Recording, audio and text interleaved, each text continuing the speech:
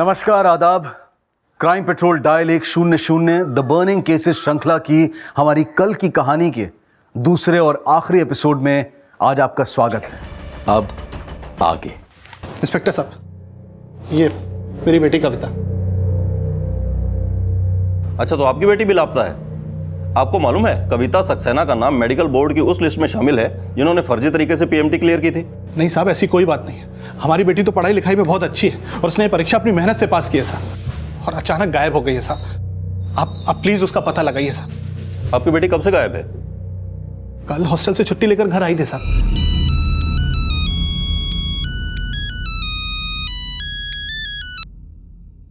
Hello,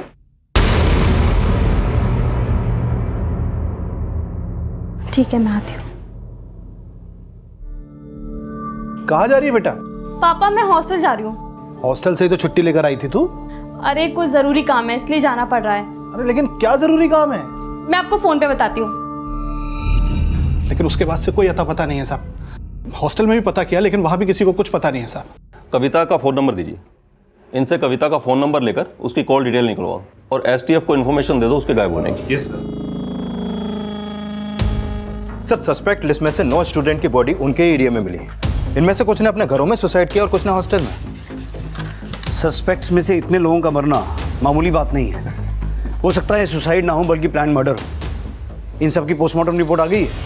sir 2 body की postmortem report तैयार हो गई है, बस आने वाली है। बाकी में से कुछ की परसों आएगी और कुछ की 4-5 दिन बाद। सस्पेक्ट स्टूडेंट्स में से कई गायब हैं और इनसे हमें उन बिचौलियों का पता चल सकता था जिनके थ्रू इनका फेक एडमिशन हुआ था। वहीं दूसरी तरफ पिछले 5 दिनों में कई बॉडीज ऐसी मिली हैं जिनकी शिनाख्त नहीं हो पाई है। कुमार, हो सकता है वो बॉडीज उन बिचौलियों की हों, क्योंकि अगर बिचौलियों को बीच में से हटा दिया जाए तो 2 सस्पेक्ट्स के बीच का लिंक टूट जाता है। राइट सर, और इससे इन्वेस्टिगेशन भी और मुश्किल हो जाती है। राइट। कुमार, फिलहाल हमारे पास जितने भी सस्पेक्ट हैं और जिन्हें हम ट्रेस कर सकते हैं उन सबको लाइन अप करो। मुझे सबसे पूछताछ करनी है। सर 2500 लोगों की लिस्ट है and we are working on each and everyone. Sir Digwana की रहने वाली कविता सक्सेना भी मिसिंग है। सर ये कविता मेडिकल बोर्ड की सस्पेक्टेड 117 स्टूडेंट की लिस्ट में थी। थोड़ी देर पहले ही कविता के फादर ने दिगवाना पुलिस स्टेशन में उसकी मिसिंग रिपोर्ट फाइल की है। संगीता, बेटा हम कविता सक्सेना के पापा हैं। बेटा कविता का कुछ अता पता नहीं है, वो गायब हो गई है। कॉलेज से तुम्हारा पता मिला। तुम तो कविता की दोस्त हो ना, तुम तो कुछ जानती होगी वो इस समय कहाँ है। वो तो मुझे नहीं पता अंकल, लेकिन एक लड़का कुछ दिनों से कविता से मिलने आ रहा था। मुझे तुमसे कोई बात नहीं करनी, चले जाओ यहाँ से। लड़का? बेटा कौन है वो लड़का? शायद उसका नाम अमरीश है, मैंने सुना था। और वो कविता से नहीं बाकी स्टूडेंट से ही मिलने की कोशिश कर रहा था और उनसे पीएमटी के एग्जाम के बारे में कुछ बात कर रहा था। PMT exam?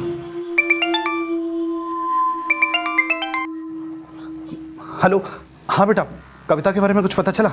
मैं कविता के कई फ्रेंड से मिला लेकिन कविता के बारे में किसी को कुछ नहीं पता। और पापा इसके अलावा एक और बात पता चली है कि कविता के अलावा मेडिकल कॉलेज के और भी स्टूडेंट मिसिंग हैं।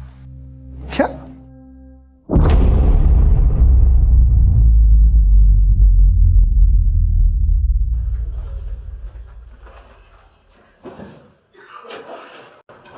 जा रही हो क्या? दूध और सब्जी लाने। आधा किलोमीटर चल के जाना पड़ता है उसे लाने के लिए। तुम्हारी वजह से पता नहीं किस बीहड़ में आ गए हैं। सुनो ला मुझे दो, मैं लेकर आता हूँ। मुझे बाहर भेजने से डरते हो, लेकिन उससे होगा क्या? क्या तुम्हारे बाहर जाने के बाद मुझ पर यहाँ कोई अटैक नहीं कर सकता? डरो मत गीता, सिक्योरिटी के लिए एप्लीकेशन दिया है मैंने कोर्ट में और सर्वेंट का भी इंतजाम करा रहा हूँ। अपना ट्रांसफ़र तो रुकवा नहीं पाए तो ये सब क्या खाक करोगे? अमरीश के अलावा डॉक्टर सदानंद इस केस के वो विसल ब्लोअर थे जिनकी सूझबूझ और जागरूकता की वजह से एडमिशन एंड रिक्रूटमेंट घोटाला सामने आया। लेकिन अब डॉक्टर सदानंद और उनकी पत्नी की जान खतरे में थी। वहीं शॉर्टलिस्ट हुई 2500 की सस्पेक्ट लिस्ट में से आए दिन कई मौतें हो रही थी, जिसको लेकर एसटीएफ भी अचंभित थी। यह अंदाजा लगाया जा रहा था कि ये मौतें सिर्फ इसलिए हो रही हैं ताकि वो सारे सस्पेक्ट एसटीएफ की जांच के दायरे से बाहर रहें और इस घोटाले से वो बड़े नाम सामने ना आ पाएं जो इस घोटाले के किंगपिन हैं। लेकिन कविता सक्सेना के गायब होने का क्या राज था? क्या वाकई में उसके पिता ने पैसा देकर उससे पीएमटी का एग्जाम क्लियर करवाया था, या फिर कविता के गायब होने का कोई और ही राज था? इन्वेस्टिगेशन की इस कड़ी में रोज कई बड़े खुलासे हो रहे थे और एसटीएफ की टीम एग्जाम के रोल नंबर अलॉट करने वाले सिस्टम एनालिस्ट जतिन से कई और अहम जानकारियां जुटा रही थी, जो कि इस पूरे घोटाले में डॉक्टर नागर समेत कई और डॉक्टर्स, ब्रोकर और स्टूडेंट्स के साथ साथ पुलिस की कस्टडी में था। कुमार, ये कंप्यूटर अपनी कस्टडी में ले लो। बिचौलिया बन के कितने स्टूडेंट्स को पास करवाया तूने, और ये सब कब से कर रहा है? सर, धंधेबाजी का तो पता नहीं कब से चल रही है, पर जब मैंने औरों के धंधे से अमीर बनते हुए देखा तो सोचा कि मैं भी ये धंधा क्यों नहीं शुरू कर दूं। सर, मैं बहुत से छात्रों को जानता हूं जिन्होंने बिना एग्ज़ाम दिए एग्ज़ाम पास कर लिए। और तू किसके लिए काम करता है, उसका नाम बोल। Sir, doctor Sinha. मेरे पास तो अच्छे स्कोरर्स होते जो मेडिकल कॉलेज के लिए इंजन का काम करते हैं। जितने भी स्टूडेंट्स ने इस तरह से फ़ायदा उठाया है उन सबकी इन्फॉर्मेशन चाहिए मुझे। सर प्लीज़ मुझे माफ़ कर दीजिए सर, मेरा कैरियर ख़त्म हो जाएगा सर। तूने पिछली बार भी माफ़ी मांगी थी, लेकिन तेरे माँ बाप ने तेरी बेल करवा दी, पर तू फिर भी सुधरा नहीं। सर, मैं तो लास्ट ईयर का मेडिकल स्टूडेंट हूँ सर, उसके बाद मैंने कुछ भी नहीं किया, ट्रस्ट मी सर। अगर तुझे अपने करियर की इतनी चिंता होती तो ये सब करता नहीं। चल, सबके नाम बता जो तेरे साथ शामिल हैं। विनय, कमलेश। सिर्फ विनय जैसे स्टूडेंट्स, डॉक्टर्स और बिचौलिए ही नहीं, बल्कि कई पेरेंट्स भी इसमें कसूरवार थे, जो रिश्वत देकर अपने बच्चों को पास करवा रहे थे। आंखों पर पट्टी बन गई थी मेरे। आसपास के मोहल्ले के लोगों को एडमिशन करते हुए देखा तो मैंने भी अपने बेटे के फ्यूचर के लिए अपनी ज़मीन बेचकर 25 लाख रुपए उस ब्रोकर को दे दिए। किसको दिए थे पैसे? असीम शेख। कहाँ रहता है असीम शेख? एड्रेस और फ़ोन नंबर दो उसका।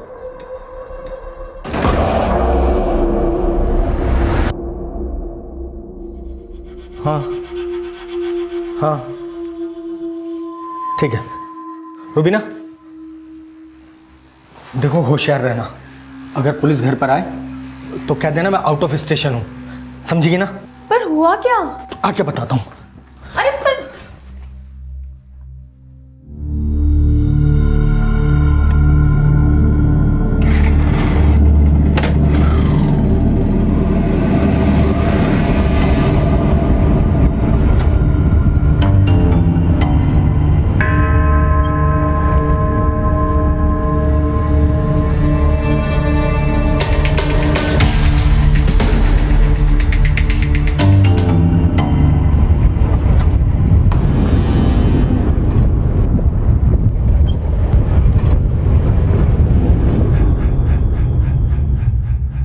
एसटीएफ टीम जब असीम के घर पहुंची तो वो वहां पर नहीं था, लेकिन जल्द ही उसके मारे जाने की सूचना ने एसटीएफ को भी चौंका दिया।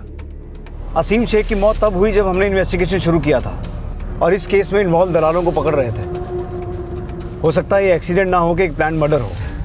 कुमार, असीम शेख का सीडीआर चेक करो और ये पता करो कि A&R केस में ये किस किस को जानता था। हमें A&R बोर्ड से क्रॉस चेक भी करना होगा। मुझे लगता है इस केस में जतिन ही अकेला करप्ट ऑफिसर नहीं है। इस केस की जड़ें बहुत गहरी हैं। असीम शेख वो मिडलमैन था जो इस स्कैम से जुड़े कई बड़े नामों की जानकारी पुलिस को दे सकता था, और इसी वजह से उसकी हत्या कर दी गई और उसे दुर्घटना की शक्ल दे दी गई। देखते ही देखते इस केस ने काफी बड़ा रूप ले लिया था। इस केस से जुड़े कई लोगों की जान खतरे में थी और विसिल ब्लोअर अमरीश की सुरक्षा भी हाशिए पर थी, जबकि उसको पुलिस की सुरक्षा मिली हुई थी। पापा, किसी ज़रूरी काम से हमें हॉस्टल के पास तक जाना पड़ रहा है। लेकिन बेटा, तुमको तो पता है ना कि उसी हॉस्टल के पास ही तुम्हारा अपहरण हुआ था। अरे चाचा, आप क्यों घबरा रहे हो? हम हैं ना इनकी सुरक्षा के लिए। ये है हमारी सुरक्षा के लिए, और आप यहीं रुकिए, दरवाज़ा भी अंदर से बंद कर लीजिएगा। हम आ जाएंगे थोड़ी देर में। आइए।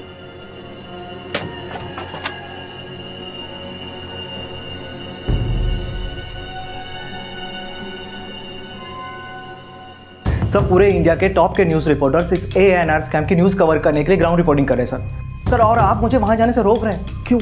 देखो निश्चय, हमारी टीम के कुछ लोग हैं वहाँ, क्या तुम उनकी काबिलियत पर शक कर रहे हो? सर, मैंने ऐसा नहीं कहा सर, लेकिन मैं जानता हूँ सर, इस स्कैम से रिलेटेड मेरे पास कई सारी इन्फॉर्मेशन है सर, और मैं वहाँ जाके उस पर काम कर सकता हूँ। हाँ कुमार। सर, असीम शेख के पास जो कॉल आया था वो एक भीड़भाड़ वाले मार्केट एरिया से किया गया था। कुमार, मुझे पूरा यकीन है कि ये एक प्लान मर्डर ही था। पहले उसे फ़ोन करके घर से बाहर बुलाया गया और फिर एक्सीडेंट करके मार दिया गया। इसका मतलब है कोई तो है जो ये नहीं चाहता था कि हम उस तक पहुंचते। अच्छा कुमार, हमारी लिस्ट में से जितने भी लोग मिसिंग हैं उन सब के केसेस की लेटेस्ट अपडेट दो मुझे। Okay sir. पापा ये हमने अमरीश का पता लगाया जो कविता से मिल रहा था। ये अमरीश विसिल ब्लोअर यानी पुलिस का मुखबिर है जिसने 2010 में पीआई डाला था कोर्ट में।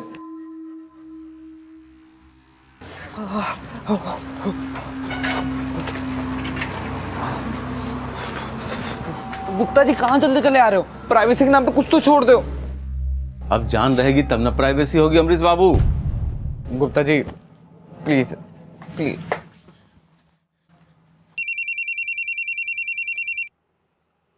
हेलो, हाँ हाँ, अमरीश बाबू अभी बाथरूम गए हैं।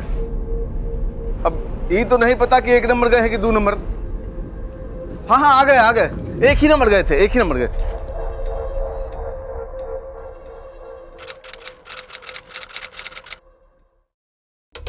सर, दिगवाना पुलिस कविता सक्सेना के केस को फॉलो कर रही थी।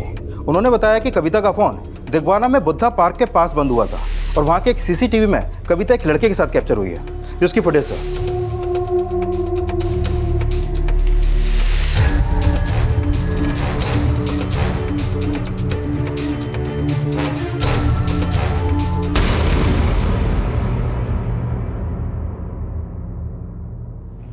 वीडियो क्लियर नहीं है।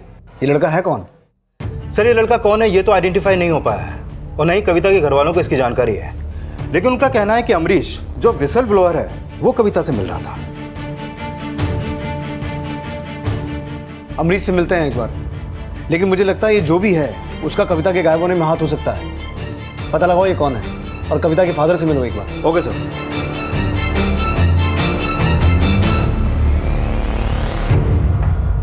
सर, ये डॉक्टर राकेश है जो हमारी सस्पेक्ट लिस्ट में भी था। सर, ललितपुर में इसकी लाश मिली है। एक के बाद एक हो रही संदिग्ध मौतों से चारों तरफ खौफ का माहौल था। एसटीएफ के गठन के बाद से ही ये घोटाला रोजाना मीडिया में नई सुर्खियां बटोर रहा था और मरने वालों की संख्या इतनी बढ़ गई थी कि अब एसटीएफ की टीम भी शक के दायरे में थी।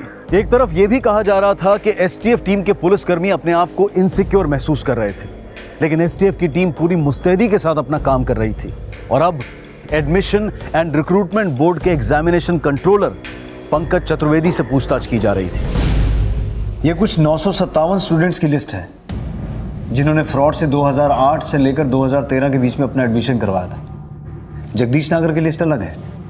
ये लिस्ट हमें स्टूडेंट से, ब्रोकर से और उन जाली स्टूडेंट से मिली है जो ये सब काम करते थे।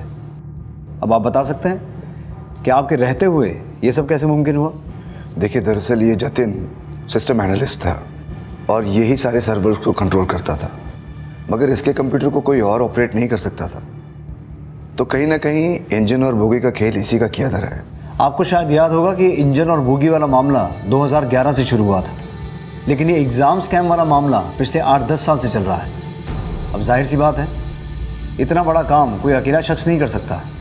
ज़रूर ये किसी नेटवर्क के तहत हो रहा है। मैं आपको यकीन दिलाता हूँ कि मैं इस केस की तह तक जाऊँगा, पूरी इंक्वायरी करूँगा और जो भी इसमें शामिल होगा या दोषी होगा वो बच नहीं पाएगा। पंकज चतुर्वेदी से पूछताछ करने के बाद एसटीएफ ने जतिन से पूछताछ करने का फैसला किया। असीम शेख नाम के किसी ब्रोकर को जानते थे? नहीं सर, मैं किसी असीम शेख नाम के ब्रोकर को नहीं जानता। मयूर पंडित, केशव पुजारी, चंचल कौशिक, रजनी चंद्रा, अमित डोगरा, ये सारे नाम मेडिकल कॉलेज एडमिशन के हैं जो किसी दूसरे ब्रोकर से आए हैं लेकिन तुम्हारी लिस्ट में नहीं है। बता सकते हो ऐसा क्यों? सॉरी सर, मैं इनमें से किसी शख्स के बारे में नहीं जानता। ये सब नाम मैं पहली बार सुन रहा हूँ। मैं सिर्फ जगदीश नागर के साथ बिजनेस करता था। बहुत ही खेला खिलाया आदमी है, सरासर झूठ बोल रहा है। मुझे लगता है इसने अपने कंप्यूटर में से कुछ डेटा डिलीट किया है ताकि कुछ खास लोग बच जाएं। कुमार, इसके मास्टर सर्वर कंप्यूटर को किसी अच्छे हैकर से चेक करवाओ। मुझे लगता है हमारे हाथ कुछ ना कुछ जरूर लगेगा। तब तक मैं सारे कॉलेजेस के डीन से मिलकर इन सभी स्टूडेंट्स को सस्पेंड करने के लिए कहता हूँ। सर, कैसी बात कर रहे हैं आप? हमारे कॉलेज ने अपने स्टैंडर्ड से कभी कॉम्प्रोमाइज नहीं किया है। बघेल साहब, झूठ के पैर ज़्यादा लंबे नहीं होते हैं। सच अपनी आंखों से देख लीजिए। ये देखिए, ये वो 34 स्टूडेंट्स हैं जो आपके कॉलेज में पढ़ते हैं और हमारे शक के घेरे में हैं। आप इन्हें अभी के अभी सस्पेंड कीजिए, इंक्वायरी बिठाइए और हमें उस इंक्वायरी की रिपोर्ट जल्द से जल्द चाहिए। आई होप आप कोऑपरेट करेंगे। Thank you.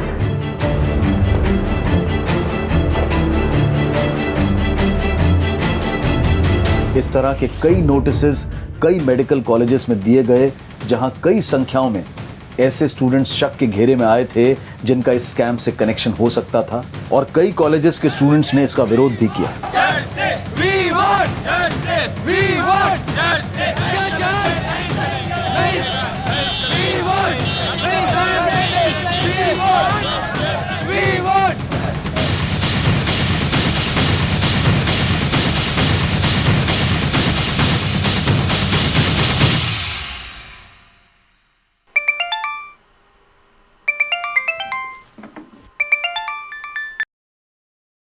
हेलो। देख बगैर, जिन स्टूडेंट्स का नाम मैंने तुमसे कहा है उन्हें रीस्टेट कर ले, नहीं तो बहुत बड़ी कीमत चुकानी पड़ेगी। सुनो सुनो सुनो तो।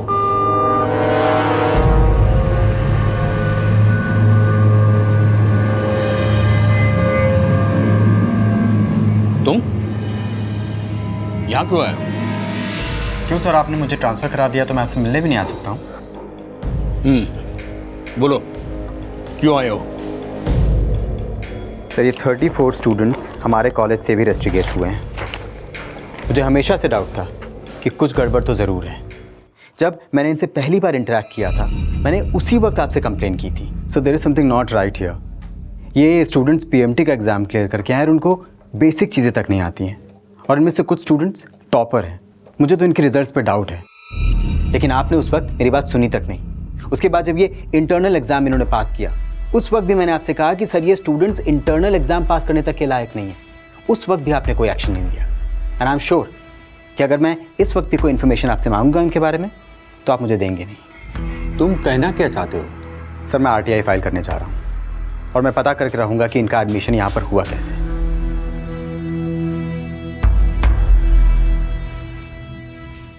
एसटीएफ ने जतिन के कंप्यूटर से और इंफॉर्मेशन निकलवाने के लिए एक इंटरनेट और कंप्यूटर हैकर मयंक सिंह की मदद ली।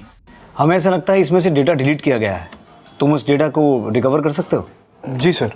सर, अगर कंप्यूटर सर्वर से कोई फाइल डिलीट कर दी जाए तो उसका एक बैकअप डाटा रहता है, मेटा डाटा। सर, मुझे थोड़ा सा टाइम लगेगा उस डाटा को रिट्रीव करने में। श्योर। हाँ कुमार। सर, एक इन्फॉर्मेशन मिली है। जवाहर मेडिकल कॉलेज के डीन डॉक्टर गिरीश बघेल ने अपने आप को जलाकर सुसाइड कर लिया है। व्हाट? सर, मिस्टर बघेल की मौत 90% जलने से हुई सर। उनकी पोस्टमार्टम रिपोर्ट कब तक आ जाएगी? 1-2 दिन में आ जाएगी sir. Okay, excuse me. Sure. Sir, मैंने कुछ मेडिकल कॉलेज के सस्पेक्टेड स्टूडेंट्स के अगेंस्ट आरटीआई फाइल की थी, जिनका जवाब कल डीन साहब को देना था। सर, मुझे बहुत स्ट्रांगली फील हो रहा है कि डीन साहब किसी बड़े माफिया रैकेट में फंस गए थे और उन्हीं लोगों ने इनकी जान ली है।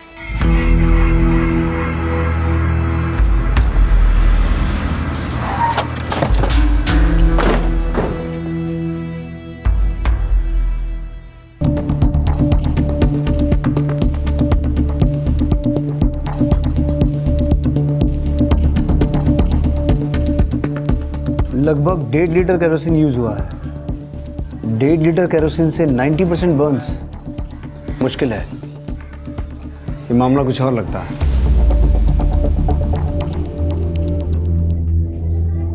मैडम, ये सब हुआ कैसे? सर, मैं रोज की तरह मंदिर गई थी और जब मैं वापस लौटी तो मैंने देखा डीन साहब आग की लपटों में घिरे हुए और मैंने घबरा के एम्बुलेंस को फोन कर दिया। एसटीएफ ने सस्पेक्ट स्टूडेंट्स की एक लिस्ट दिगवाना कॉलेज को भी दी थी, जिस पर अमरीश अपनी नजर बनाए हुए था। सर, 2 मिनट की आपसे बात करना चाहते हैं सर, हमारी मदद कर दीजिए सर। देखो, यहाँ का रूल है, हम नहीं बता सकते। कॉलेज में जाके पता कर लो, ठीक है? सर, आप 2 मिनट के लिए बस हमारी बात सुनो। क्या हुआ अमरीश बाबू, कोई प्रॉब्लम है क्या? नहीं गुप्ता जी, कुछ खास बात नहीं। सर, आप इस हॉस्टल के वार्डन हैं सर, आप इतनी मदद कर दीजिए। बस ये बता दीजिए इस हॉस्टल में कितने लोग इस लिस्ट के रहते हैं? बता दीजिए सर। बता दीजिए सर। बताता हूँ। सतीश शुक्ला जी, विशाल राठौर, रुपेश कुमार, दीपक सिंह और मुकेश राय, ये 5 लोग यहाँ रहते हैं। धन्यवाद सर। सर, दिगवाना पुलिस को रेलवे ट्रैक पर कविता सक्सेना की डेड बॉडी मिली है।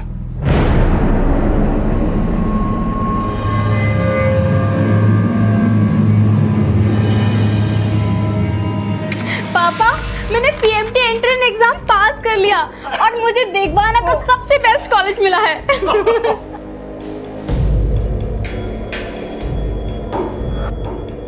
निश्चय वहाँ बहुत मौतें हो रही हैं, वहाँ के हालात बहुत ख़राब हैं। इस केस में जो भी इन्वॉल्व है वो या तो मारा जा रहा है या फिर गायब हो रहा है। तुम्हारी सिक्योरिटी का सवाल है। डोंट वरी सर, मुझे कुछ नहीं होगा सर। मेरे पास एक प्लान है सर। जो लोग भी मारे जा चुके हैं ना, हम उन पर एक स्टोरी बनाते हैं सर। सर इससे पहले कि कोई दूसरा चैनल करे, हम करते हैं सर। Sir please. ठीक है, बट बी वेरी केयरफुल। हाँ, थैंक यू सर।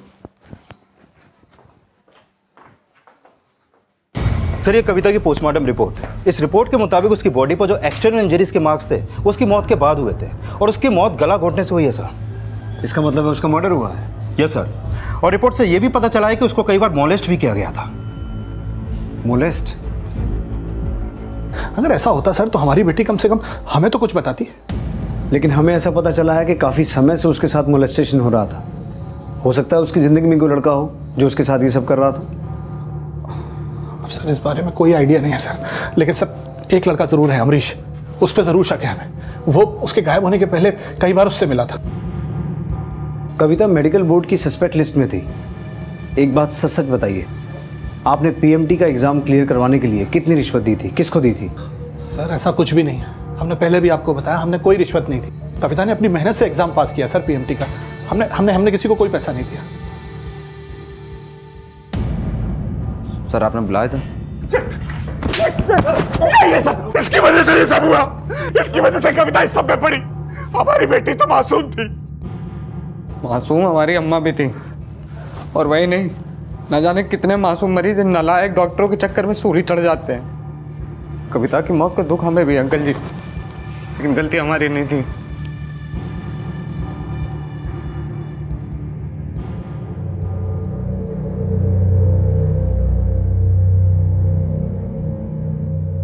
हमने सुना है तुम कविता को ट्रेस करते थे। सर हम तो हर उस स्टूडेंट से मिलना चाहते थे जिनका नाम उस सस्पेक्ट लिस्ट में था। तो इसका मतलब है तुम कविता से मिले थे? हाँ सर, 1-2 बार मिले थे, लेकिन हम समझ नहीं पा रहे हैं सर, आप जानना क्या चाहते हैं? क्या लगता है तुम्हें, कविता की मौत के पीछे किसका हाथ हो सकता है? सर इस बात का तो हमें कुछ खास अंदाज़ा है नहीं सर, लेकिन कुछ महीनों पहले सर हॉस्टल में लड़कों ने हमें बहुत बुरा पीटा था सर, जिसमें कि 15 लड़के सस्पेंड हुए थे और उन्हीं में से 5 लड़के इसी हॉस्टल में रहते हैं और पास के हॉस्टल में कविता भी रहती थी। तो सर हो सकता है आपको इनमें से किसी से कविता की कुछ इन्फॉर्मेशन मिल सके। अमरीश के बयान के आधार पर जल्द ही उन लड़कों को पूछताछ के लिए तलब किया गया जिन पर अमरीश ने अपना शक जताया था। नहीं सर, हमारा कविता सक्सेना मर्डर से कोई लेना देना नहीं है। सर हम तो उस वक्त कॉलेज में थे जिस वक्त कविता को बुद्धा पार्क के पास देखा गया। हाँ सर, हमने मेडिकल एग्ज़ाम चीटिंग करके पास किया था सर, और कविता ने भी। इस फोटो में जो लड़का है उसे पहचानते हो? सर इसको जानते तो नहीं है, लेकिन इसको डॉक्टर आशुतोष दहिया के साथ देखा है सर। डॉक्टर आशुतोष दहिया? हाँ सर, वही आशुतोष दहिया जिसको आप लोगों ने अरेस्ट किया ANR स्कैम के केस में। ये एक ब्रोकर है, इसके थ्रू कई बच्चों ने मेडिकल एग्जाम्स क्लियर किए। सर कुछ ठीक से याद नहीं आ रहा है सर, बहुत लोगों से मिलता हूँ। कविता सक्सेना को तो जानता होगा? हाँ, पिछले साल मेडिकल में एडमिशन करवाया था इसका। कैसे करवाया था? अब सर जगदीश नगर के इंजन और बोगी वाले तरीके से तो बहुत लोगों को एडमिशन मिला है, लेकिन इसके अलावा एक तरीका और भी है जो आप सोच भी नहीं सकते। सर बहुत बड़े बड़े नाम इन्वॉल्व हैं इसमें, ऐसे ऐसे नाम है सर जिसे सुनकर आप दंग रह जाएंगे। कौन कौन इन्वॉल्व है, नाम तो बता। सर उसके लिए आपको पहले मुझे जेल से बाहर निकलवाना पड़ेगा। सर मैं कोर्ट में गवाही देने के लिए भी तैयार हूँ सर।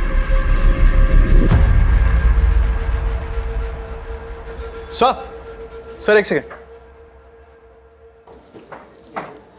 ये देखिए सर। बहुत ही शातिर दिमाग है, सरासर झूठ बोल रहा है कि इसने इस आदमी को नहीं पहचाना। कुमार, जल्द से जल्द इसकी बेल करवानी होगी। बहुत से राज छुपा रखे हैं इसने। हेलो सर, मयंक ने जतिन के कंप्यूटर से कुछ फाइल्स को रिकवर कर लिया है।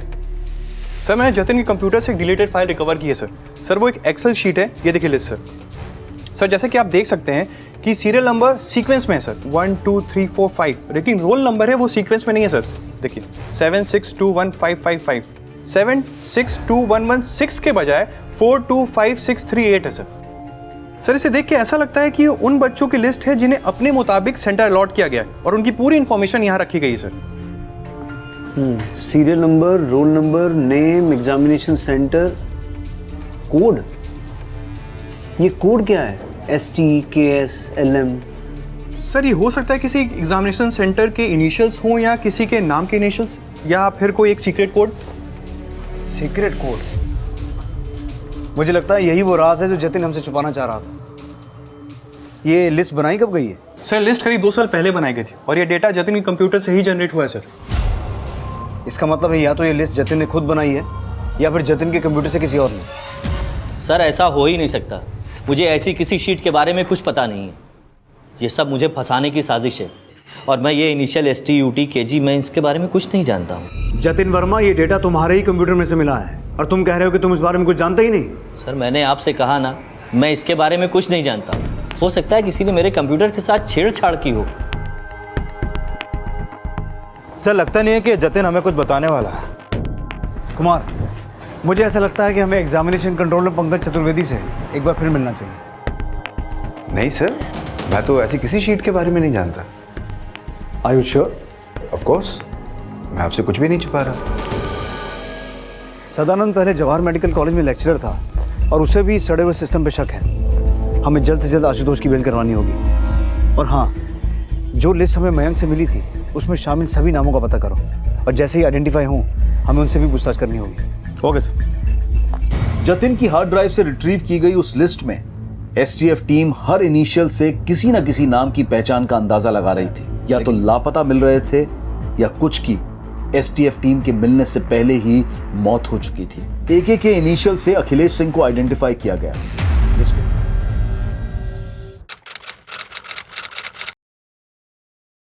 इस लिस्ट में जितने भी लोगों के नाम हैं उनमें से कई अभी तक आइडेंटिफाई नहीं हुए हैं और जो भी आइडेंटिफाई हुए हैं वो या तो गायब हैं या फिर मारे जा चुके हैं। इसका मतलब है इन लोगों को खास तौर पे टारगेट किया जा रहा है। सर, पता चला है कि आशुतोष को जेल में हार्ट अटैक आया था और हॉस्पिटल ले जाने से पहले ही उसकी डेथ हो गई।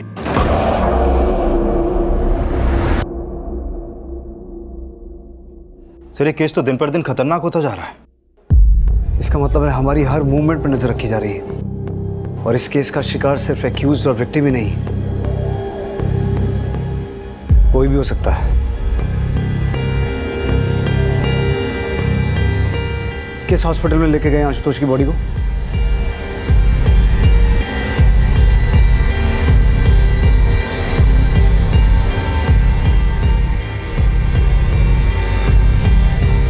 आशुतोष की मौत के पीछे कोई ना कोई साजिश है।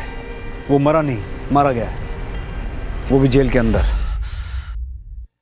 आशुतोष इस केस में एक ऐसा अपराधी था जिसने कई बड़े नामों पर इस केस से जुड़े होने का संदेह जताया था। सर, बहुत बड़े बड़े नाम इन्वॉल्व हैं इसमें। ऐसे ऐसे नाम है सर जिसे सुनकर आप दंग रह जाएंगे, जिनको उसने डिस्क्लोज तो नहीं किया था, लेकिन जेल में हुई उसकी मौत ने पूरे प्रशासन पर सवालिया निशान खड़े कर दिए थे। पोस्टमार्टम रिपोर्ट में आशुतोष की मौत को संदिग्ध पाया गया, जिसके बाद जेलर समेत 4 पुलिसकर्मियों को सस्पेंड कर दिया गया।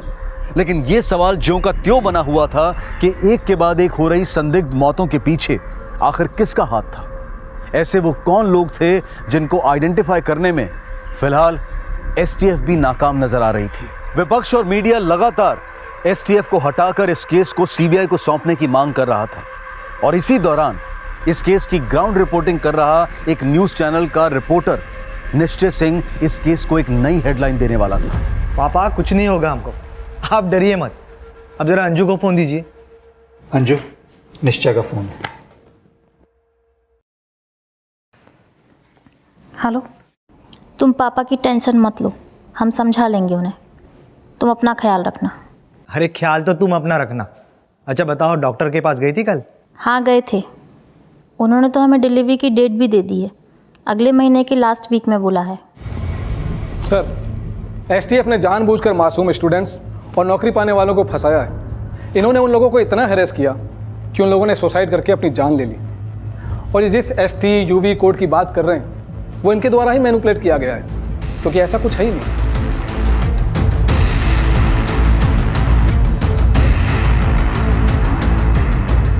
इन दोनों फाइल्स की सत्यापन की जांच करने के लिए इन्हें लैब भेज दिया जाए।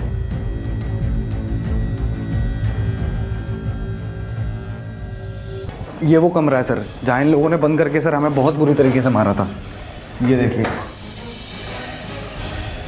कोर्ट में जो 2 लिस्ट पेश हुई थी उनमें जो थोड़ा सा डिफरेंस है उसके बारे में तुम क्या जानते हो? इसमें हमें कुछ गहरी चाल लगती है। मुझे ये बता सकते हो कोर्ट में ये जो लिस्ट पेश हुई थी जिसमें फर्जी तरीके से एडमिशन लेने वाले स्टूडेंट्स के नाम है और जिनके आगे ST है इनिशियल से, सिर्फ ST, उनकी मौत हो रही है, क्या इसके बारे में कुछ जानकारी है? बस इतना ही बता सकते हैं सर, इस लिस्ट में एक हमारी जानने वाले का भी नाम था सर, कविता का। अब वो रही नहीं और उसके पापा ये मानना भी नहीं चाहते कि उसका एडमिशन फ्रॉड से हुआ था। हाँ सर, अगर उनसे बुलवाया जाए तो शायद पता चल सकता है कि बात क्या थी। अब तक इस केस में 46 संदिग्ध मौतें हो चुकी थी और निश्चय सिंह कविता सक्सेना की हत्या से जुड़े राज जानने के लिए कविता के घर वालों से मिलने उनके घर पहुंचा। एक्शन। सर, क्या आप हमें बता सकते हैं कि आखिर सच्चाई क्या है? क्योंकि पुलिस का यह कहना है कि कविता ने चलती हुई ट्रेन से अपनी जान दी थी। कोई प्यार का मामला? सरासर झूठ है ये सब, ऐसा कुछ नहीं था। हमारी कविता का मर्डर हुआ था। पोस्टमार्टम रिपोर्ट भी आप देखिए, उसमें साफ साफ लिखा है कि हमारी बेटी की मौत जो है गला घोटने की वजह से हुई। जब हमें पता चला कि वो मिल नहीं रही है तो हमने उसके हॉस्टल जाकर भी पता करने की कोशिश की। बाद में हमने मिसिंग रिपोर्ट लिखवाई थी। फिर सीधा 1 महीने के बाद एक फ़ोन आया।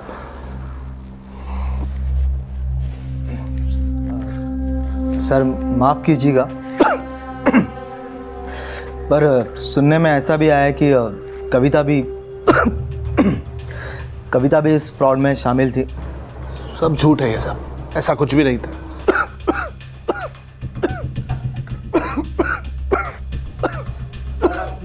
सब ठीक तो है ना?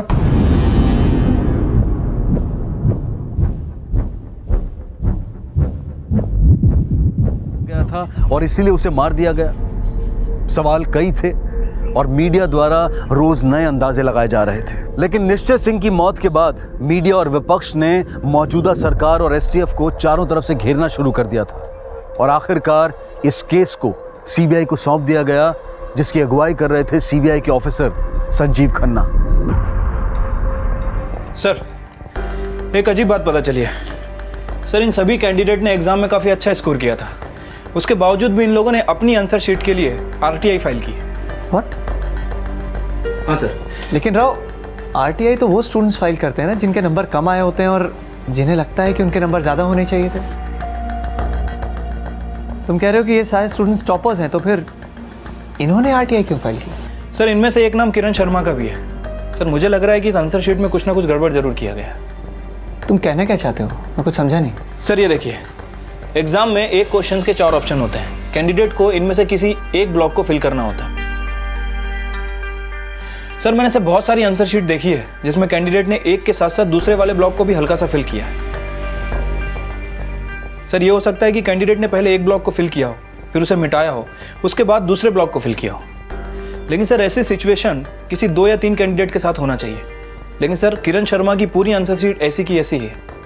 By the way sir, exam के बाद ये आंसर शीट स्टोर रूम में जाती है। उसके बाद AR डिपार्टमेंट इसे कंप्यूटर में फिट करता है। कंप्यूटर सॉफ्टवेयर के थ्रू कैंडिडेट को मार्क्स अलॉट करता है। आप पता लगाओ कि इन स्टूडेंट्स ने अपनी आंसर शीट एक्सेस कब की थी। Okay sir. Mayank. Yes sir.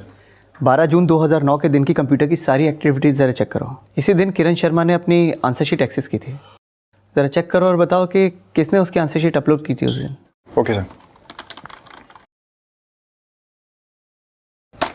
Sir, Pankaj Chaturvedi, chief examination controller.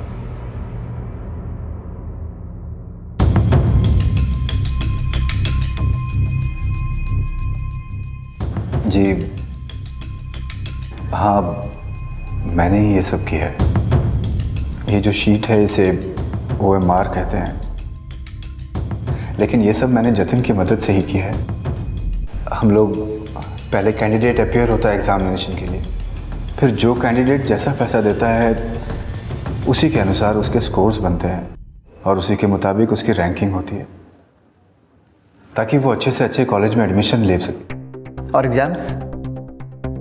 हम लोग पहले ही अपने कैंडिडेट को अच्छी तरह से समझा देते हैं कि अगर आपको सही आंसर आता हो तो ही आप शीट को फिल करें, वरना आप ब्लैंक छोड़ दीजिए शीट को। और ये भी जतिन का ही आइडिया था कि हम कैंडिडेट्स को बोल के RTI फाइल करें और फिर उसके बाद मेरे रूम में हम शीट्स को भर देते थे।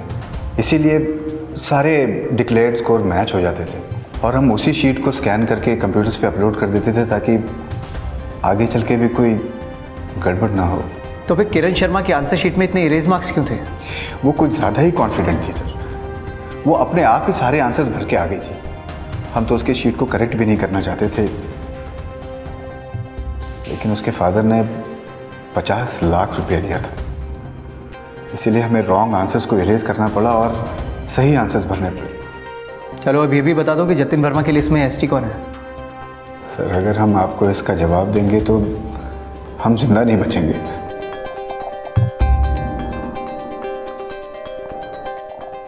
मरना तो तुम्हें वैसे ही है पंकज। हाँ, अगर अप्रूवर बन गए तो तुम्हारी सज़ा कम करवाने में मदद ज़रूर कर सकते हैं हम लोग। चॉइस तुम्हारी है। सर ST का मतलब शंकर तिवारी, मिस्टर उमाकांत वर्मा का PA। इसका मतलब UV ही उमाकांत वर्मा है, राइट? जी। और ये जो इतनी सारी मौतें हुई हैं उसके पीछे कौन है? सर STF ने मिडिलमैन, स्टूडेंट, ब्रोकर, डॉक्टर्स जब से सबके ऊपर शिकंजा कसना शुरू कर दिया तभी से शंकर तिवारी ने एक एक करके सबको मरवा दिया। हाँ, कविता सक्सेना की एप्लीकेशन आशुतोष दहिया लाया था मेरे पास, लेकिन उसके माँ बाप पूरे पैसे नहीं भर पाए थे। वो सौदा 35 लाख में हुआ था, इसलिए पैसों के बदले में मैंने उसे अपने साथ हम बिस्तर किया। लेकिन फिर उस अमरीश ने RTA फाइल किया और वो कविता के पीछे हाथ धोकर पड़ गया। मुझे लगा कहीं कविता मुंह ना खोल दे, इसलिए मैंने उसे मरवा दिया।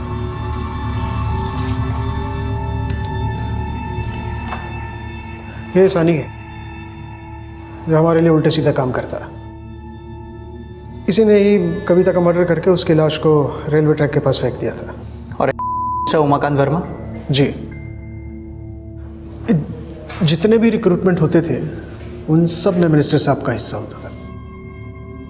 मिनिस्टर साहब ने ही इस पंकज चतुर्वेदी को एग्जामिनेशन कंट्रोलर बनाया था। और बाद में पार्टी के कुछ नेता लोगों के बच्चों का एडमिशन भी इसी पंकज चतुर्वेदी ने OMR के जरिए कराया था। लेकिन जब STF वालों ने अरेस्ट करना शुरू किया तो जतिन थोड़ा सा घबरा गया, फिर उन सबको वहाँ से हटा भी दिया। लेकिन जतिन ने वो सेकंड लिस्ट तैयार की जो कोर्ट में पेश भी की गई, जिसमें ST के इनिशियल कैंडिडेट के नाम के आगे से उन्हें हटा दिया गया था। रिपोर्टर निश्चय राणा, डीन बाघेल और आशुतोष दहिया को किसने मारा? साहब, मैं अकेला नहीं हूँ जो मिनिस्टर साहब के लिए काम करता हूँ, और मैं इन सब के बारे में और कुछ नहीं जानता। आप मिनिस्टर साहब से क्यों नहीं बात कर लेते?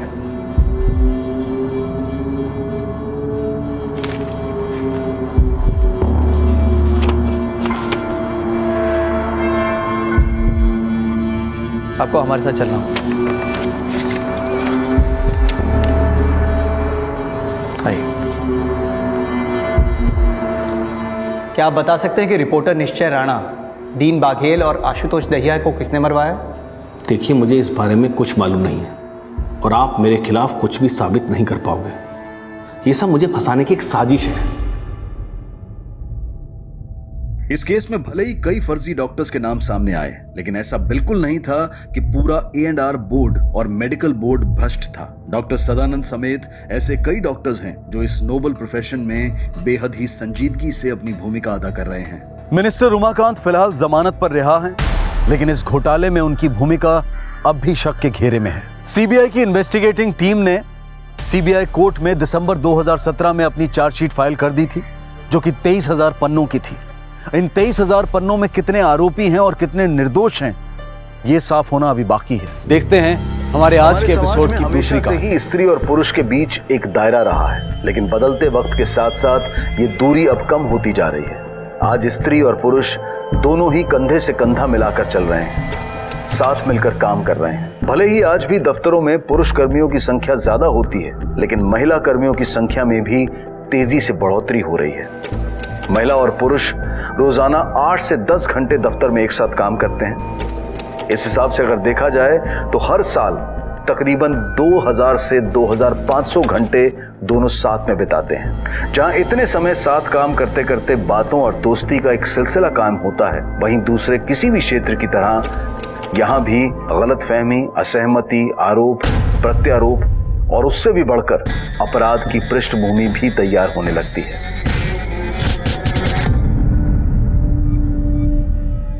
आज हम आपके सामने एक ऐसा केस लेकर आए हैं जिसमें एक 50 वर्षीय पत्रकार, जो कि अपनी ही कंपनी के मालिक थे और अपने स्टिंग ऑपरेशंस के लिए जाने जाते थे, उनके ऊपर उन्हीं की कंपनी में एक 28 वर्षीय जूनियर सहकर्मी ने यौन दुराचार और बलात्कार का आरोप लगाया। इस केस ने पूरे देश में तहलका मचा दिया।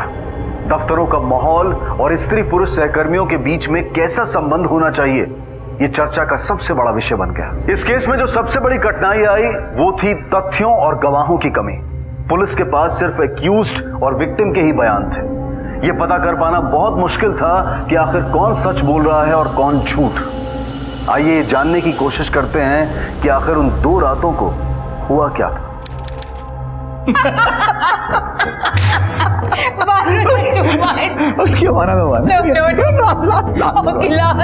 एक एडल्ट एजुकेशन टीचर ने अपनी स्टूडेंट से कहा, if a boy touches your upper body से डोंट, ओके, और अगर वो नीचे टच करे बोले stop, Right. Guess what the student said? What? She said, "Teacher, my boyfriend touched me both ways." I said, "Don't stop, come."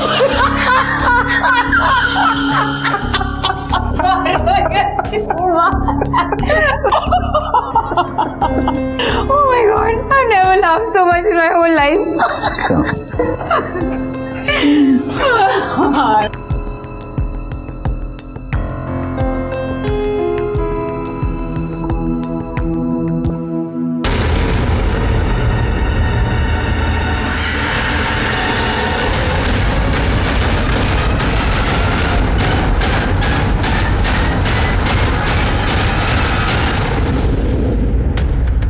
आज की सबसे बड़ी खबर यह है कि स्टिंग ऑपरेशन के जरिए पूरे देश में तहलका मचाकर भ्रष्टाचारों का भांडा फोड़ने वाले देश के जाने माने पत्रकार वरुण नागपाल खुद ही कानून के सिकंजे में फंसने वाले हैं। उन पर अपने ही धमाका वीडियो मैगजीन में काम करने वाली एक महिला कर्मचारी के साथ शारीरिक शोषण का आरोप लगाया गया है। ये महिला कर्मचारी जो कि 28 वर्ष की हैं, इनका आरोप है कि 50 वर्षीय वरुण नागपाल ने इस महीने की शुरुआत में अपनी वीडियो मैगजीन धमाका के लिए गोवा में एक सेमिनार का आयोजन किया था, जिसमें देश विदेश की जानी मानी हस्तियां मौजूद थी। उसी दौरान होटल ग्रैंड मरीन की एक लिफ्ट में उन्होंने उनके साथ सेक्सुअल असॉल्ट किया। हालांकि अभी तक पीड़ित महिला ने पुलिस में कंप्लेंट दर्ज नहीं की है, लेकिन उन्होंने कंपनी की एमडी शोभा श्रीवास्तव को ईमेल करके शिकायत दर्ज की थी और उसके बाद शोभा श्रीवास्तव, वरुण नागपाल और पीड़ित लड़की के बीच में ईमेल का आदान प्रदान शुरू हुआ। जो मेल ट्रायल हमारे हाथ लगे हैं, इस खबर ने पूरे देश में हड़कंप मचा दिया है।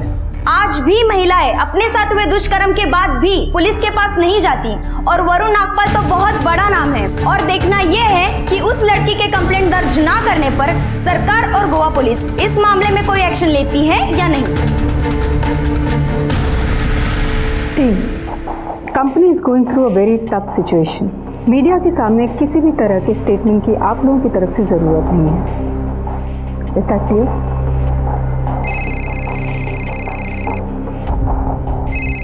या Varun, What the hell is happening, शोभा? ये इतने कॉन्फिडेंशियल ईमेल मीडिया में कैसे लीक हो गए? I have no idea. Even मैं भी equally shocked हूँ। What the hell are you shocked? Can't you see what's happened? It's a conspiracy against me. मेरे खिलाफ साजिश है। ये जितने एमएलएस के कपड़े मैंने फाड़े हैं ना पब्लिक के सामने, वो बदला लेने पर उतारू हो गए हैं। They want their revenge. किसी को नहीं छोड़ूंगा, एक को देख लूंगा मैं। Varun, please calm down. ये मैटर बहुत सेंसिटिव है। ऐसे मामले में सारी सिंपैथी लड़की की तरफ ही जाती है। यू प्लीज डोंट वरी, हम लोग इसके लिए लीगली फाइट करेंगे।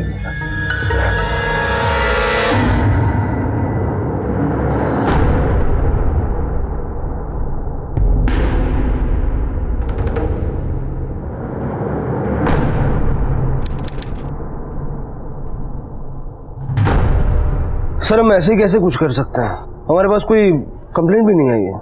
हमें अपनी कार्रवाई शुरू करनी होगी मिस्टर शिरोडकर। हम इतने बड़े मैटर को नज़रअंदाज नहीं कर सकते। न्यू दिल्ली से हमें लेटर भेजा है, वो चाहते हैं कि हम अपनी इन्वेस्टिगेशन तुरंत शुरू करें। सर वैसे देखा जाए तो इस केस में इन्वेस्टिगेट करने जैसा कुछ है नहीं। मेरा मतलब है उस लड़की ने कहीं कोई पुलिस कंप्लेंट नहीं की, सीधा मीडिया में गई। इसका मतलब है या तो वो चीप पब्लिसिटी पाना चाहती है या फिर मिस्टर वरुण नागपाल की रेपुटेशन को खराब करना चाहती है। He is a big shot sir, बड़े बड़े लोगों की नकेल कसी है उसने। जानता हूँ मैं, और सच को सामने लाने के लिए हमें अपनी इन्वेस्टिगेशन करनी होगी। हम एक सुओ मोटो नोटिस के जरिए मिस्टर नागपाल के खिलाफ एक कंप्लेंट रजिस्टर करते हैं और अपनी जांच शुरू करते हैं। लेकिन सर वो दोनों यहाँ एक सेमिनार के लिए आए थे, असल में वो दोनों दिल्ली में रहते हैं। हाँ तो आप लोग किस चीज का वेट कर रहे हैं? जाइए दिल्ली, वहाँ की पुलिस आपको हेल्प करेगी। कंपनी के कॉन्फिडेंशियल ईमेल्स मीडिया में लीक होने की वजह से पूरा मामला लोगों के सामने आया। सब कुछ पूरी तरह से उलझा हुआ था, कई सवाल उठ रहे थे। जहां एक तरफ लड़की ने ईमेल में शारीरिक शोषण की बात कही, वहीं दूसरी तरफ वरुण नागपाल का कहना था कि यह सब कुछ उसके खिलाफ रचा गया एक पॉलिटिकल ट्रैप है, उसे फंसाया जा रहा है। तो आखिर सच क्या था? उस रात लिफ्ट के बंद दरवाजे के पीछे क्या हुआ था? सुओ मोटो के तहत गोवा पुलिस ने इस मामले में अपनी तहकीकात शुरू कर दी।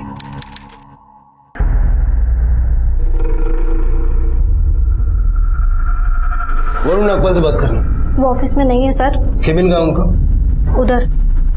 Sir listen to me sir, आप ऐसे नहीं जा सकते sir.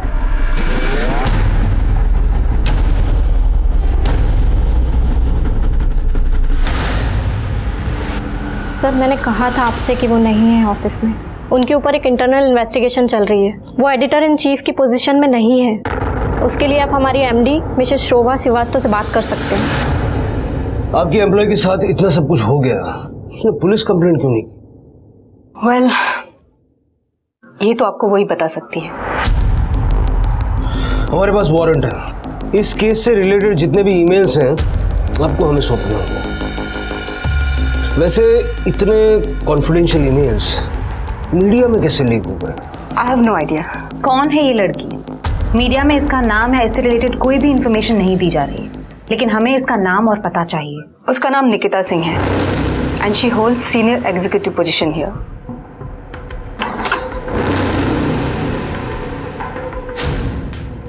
And this is her address and name. Thank you. और मिस्टर नागपाल का भी।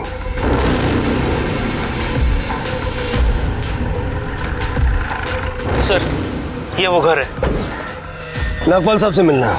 साहब नागपाल साहब घर में नहीं है। देशमुख फोन लगा उसने। सर कहाँ गए? पता नहीं साहब। सर फोन नहीं उठा रहे। लगता है इतनी बड़ी कंट्रोवर्सी हुई है इसलिए सबसे कट के बैठा है।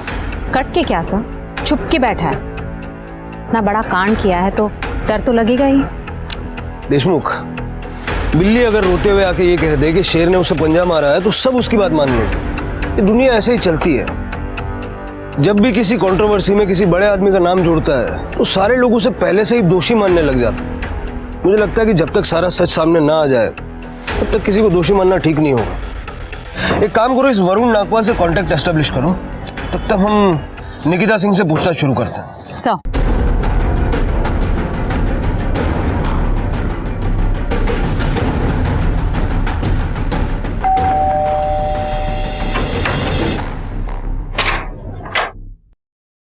गोवा पुलिस, सुओ मोटो के तहत हमें इस केस की इन्वेस्टिगेशन के ऑर्डर्स मिले। आपके साथ इतना सब कुछ हो गया, आपने पुलिस कंप्लेंट क्यों नहीं की? सर मैं बहुत डर गई थी। I was very scared. I was in a state of complete shock. मुझे समझ में ही नहीं आ रहा था कि मैं क्या करूं। मीडिया में ईमेल्स लीक करते वक्त आपको डर नहीं लगा? सर मैंने वो ईमेल्स लीक नहीं किए। सी मुझे पता था। That's why I didn't go public. I knew कि सब लोग मुझे गिल्टी समझेंगे, कोई मुझ पर भरोसा नहीं करेगा। निकिता जी, बातों में सच्चाई की जितनी शक्कर मिलाई जाए उतनी भरोसे की मिठास आती है।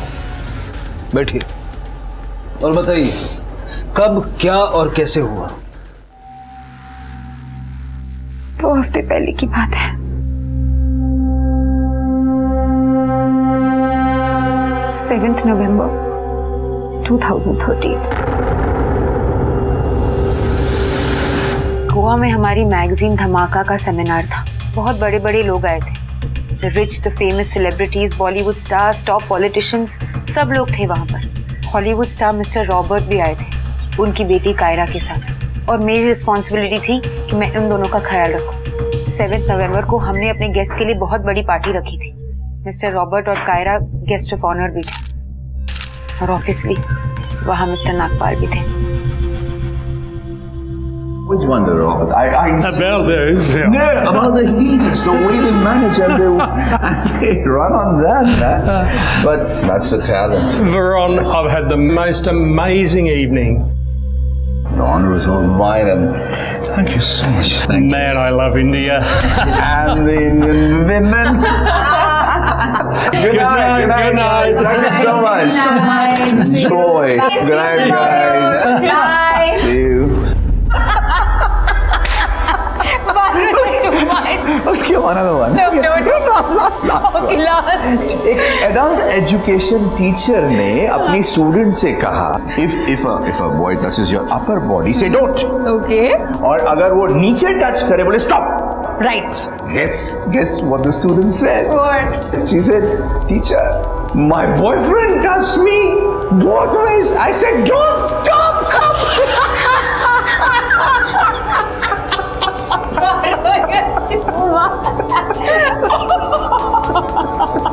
Oh my god, I've never laughed so much in my whole life. Elevator में.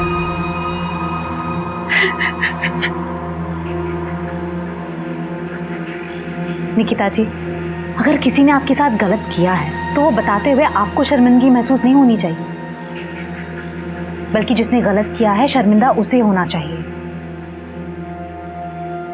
Elevator में he started touching me inappropriately.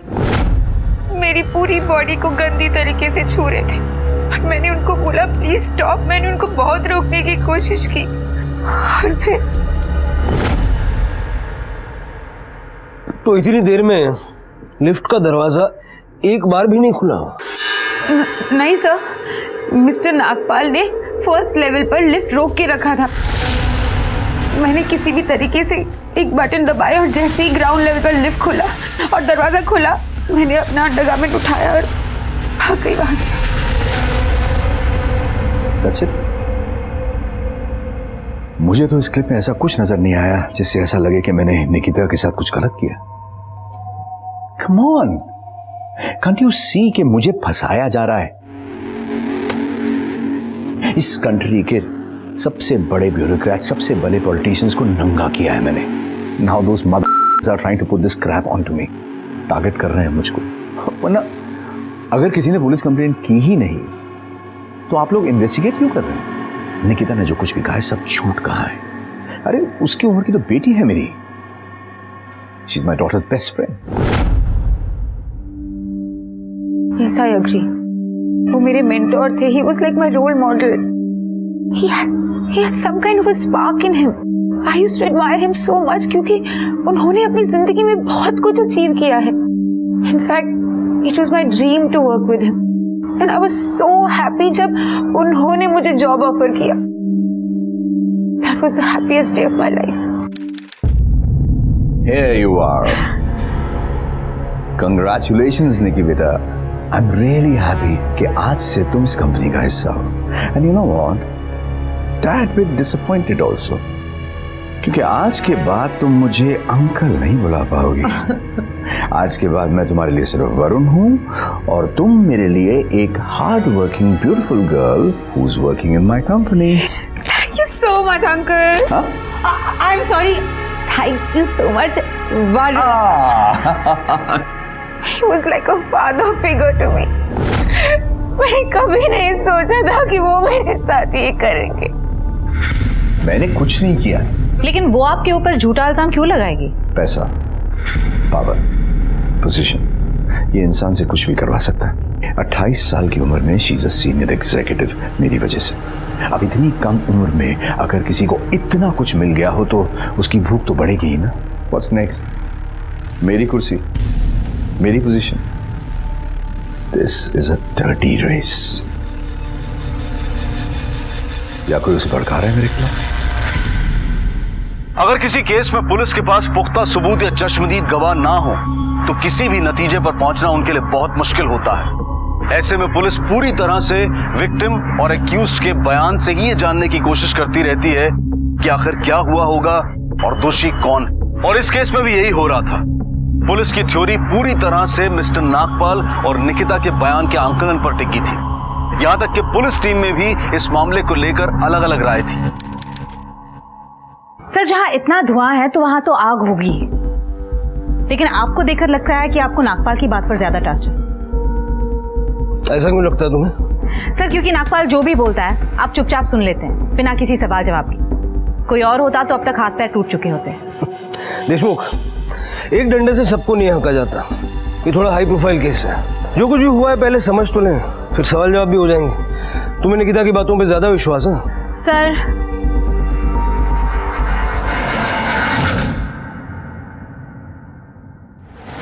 तो फिर जब आप लिफ्ट से बाहर आए तो फिर क्या हुआ? I was completely in the state of shock. मैं भागती हुई होटल से बाहर गई, कैब ली और बेबी होटल चली गई। My other staff members were also there. जब मैं होटल पहुंची तो दिव्या और रोजान मेरे रूम में थे। वो मेरा रूम शेयर कर रहे थे।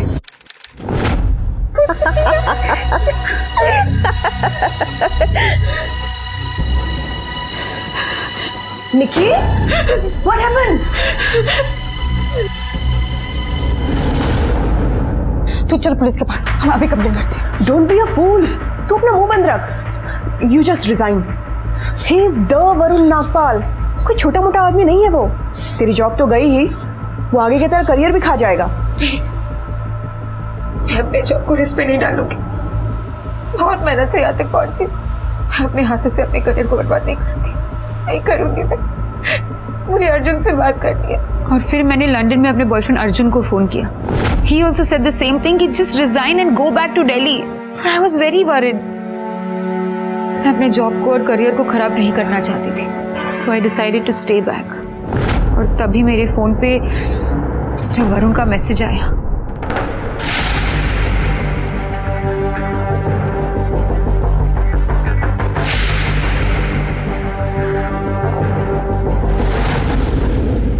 ये उस मैसेज का स्क्रीनशॉट है जो उस रात आपने निकिता सिंह को भेजा था।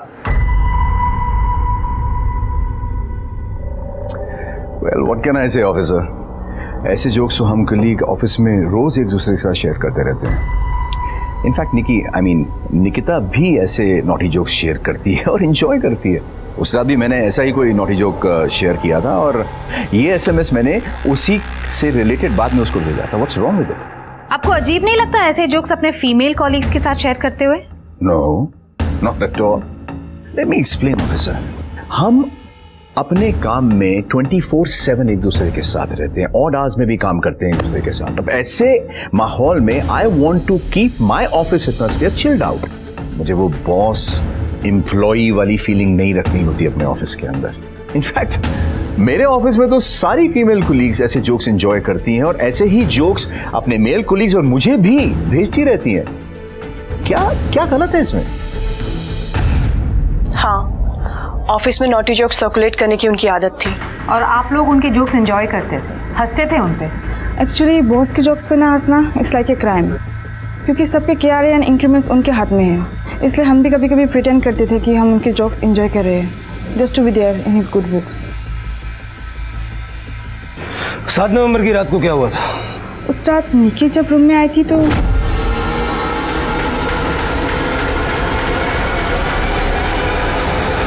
मतलब आप लोगों ने निकिता की एक तरफा बातों पे यकीन कर लिया।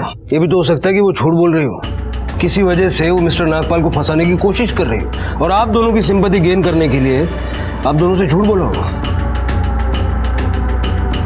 आप लोगों को क्या लगता है, क्या निकिता झूठ बोल रही है? आई डोंट नो, बट हाँ, अगर उसके साथ इतना कुछ हो गया था तो उसे इसी वक्त वहाँ से चले जाना चाहिए था, लेकिन वो तो वहीं रुकी थी। I found it strange.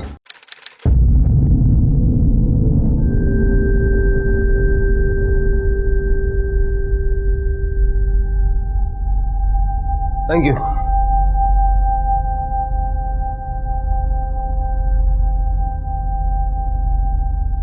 चाय अच्छी बनाती हैं आप।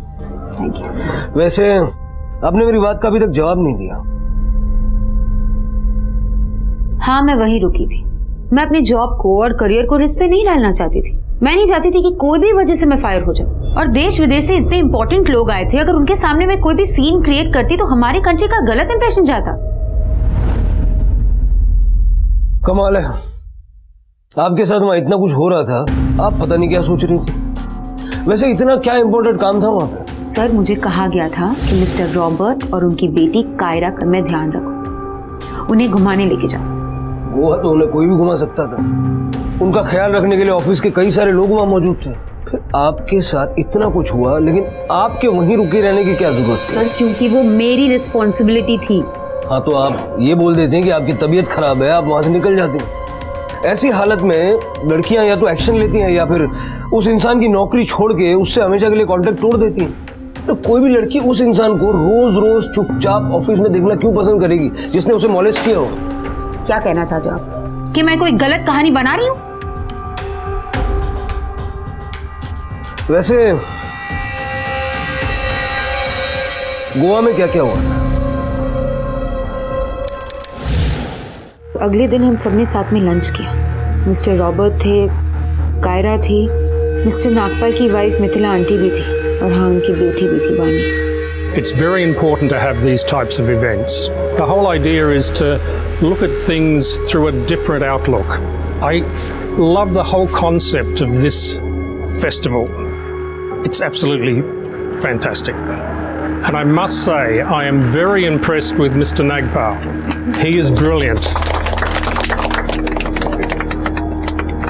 तो तुमने मिथिला और वाणी से कुछ नहीं कहा? नहीं, मैं उन्हें कुछ नहीं कह पाई।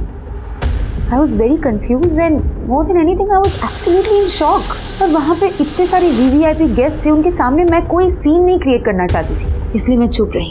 फिर लंच के बाद मैं मिस्टर रॉबर्ट और कायरा को बाहर घुमाने लेके गई और 5 बजे तक हम लोग होटल वापस आ गए। That is the first time that I saw Mr. Nagpal. मतलब उस इंसिडेंट के बाद हम दोनों पहली बार फेस टू फेस मिल रहे थे। So, you like Goa? This place is paradise. Thank you for inviting us. Ah, the pleasure is all mine, lady. Nikki, please get Miss Kyra and Mr. Robert well in time for the evening session today. Yeah. Actually, I need to talk to the organizers about something, so I'll see you guys in the evening. Yeah, sure. Run along. शाम को मिलते हैं।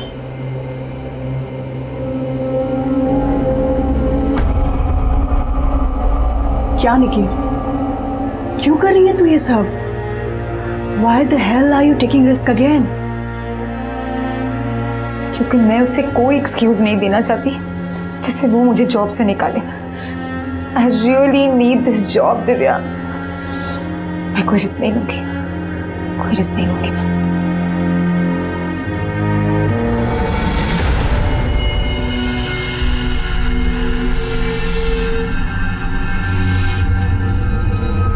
सारे करेंगे। निकी, हाँ ठीक है, समझ गए आप लोग। हाँ, वो रॉबर्ट के रूम की कीज तुम्हारे पास है ना? गुड, चलो उसके रूम में चलते हैं। क्यों? अरे मेरा पार्सल उसके रूम में रह गया, I need to collect that. अरे रॉबर्ट के रूम में भी नहीं है। इसीलिए तो तुमसे पूछा कि कीज तुम्हारे पास है, इसलिए तो कह रहा हूँ। कम, लेट्स गो। मैं लेके आती हूँ। It's okay, I get it. We'll go and get it together. Come with me. Actually मुझे अर्जुन को फोन करना है, सो Oh, no. Come on, come on.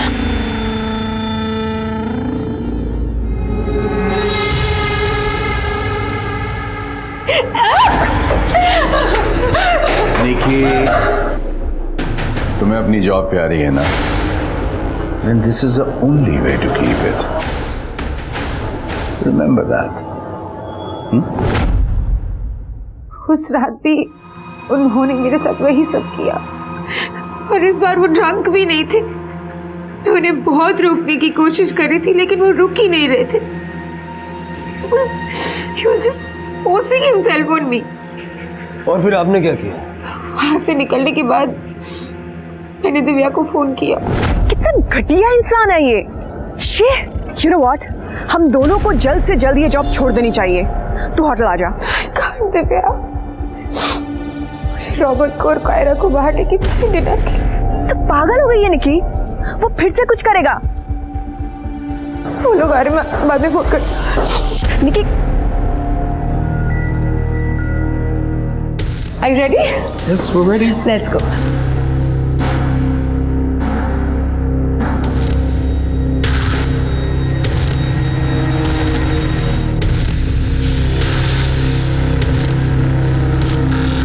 Let's taste it. वानी, हाँ सही ना। चल ना बाहर जाके बात करते हैं। अरे बोल ना। चल ना बाहर बात करते प्लीज। क्या हुआ? अरे यार तू बोलेगी। हेलो वानी, your dad forced himself on me yesterday. He sexually harassed me. What? कल रात को पार्टी के बाद लिफ्ट में वो ड्रंक थे, लेकिन आज तो वो ड्रंक भी नहीं थे और आज भी। Nikki, it's okay. To be very honest, I'm not really surprised. वो पहले भी ऐसा कर चुके हैं।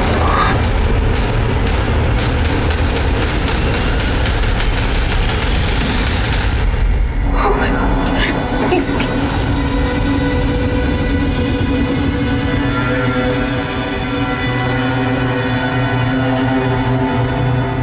Nikita, I love this place. But you guys have to get more serious about the security. How can they let people keep bursting in all the time? Tell Mr. Nagpal that I am very disappointed. I'm so sorry, sir. Good night.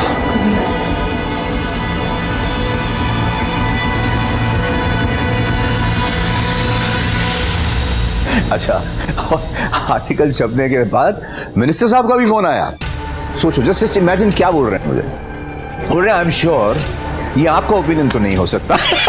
मैंने बोला, मैंने कहा लिखा है और and he's refusing to admit that.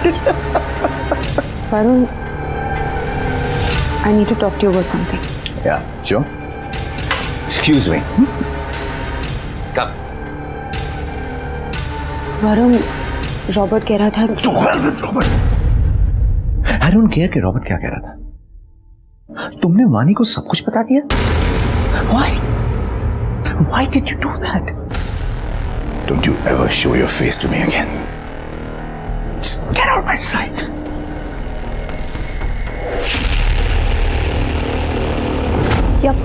Nikita ने मुझे बोला था कि मेरे डैड ने उसको अक्यूज किया था, पर मेरे डैड ने मुझे साफ साफ कहा कि उसने कभी निकी के साथ ऐसा किया ही नहीं। So I don't know the truth. आपने खुद अपनी आंखों से मिस्टर नागपाल को पहले भी ऐसी हरकतें करते हुए देखा था।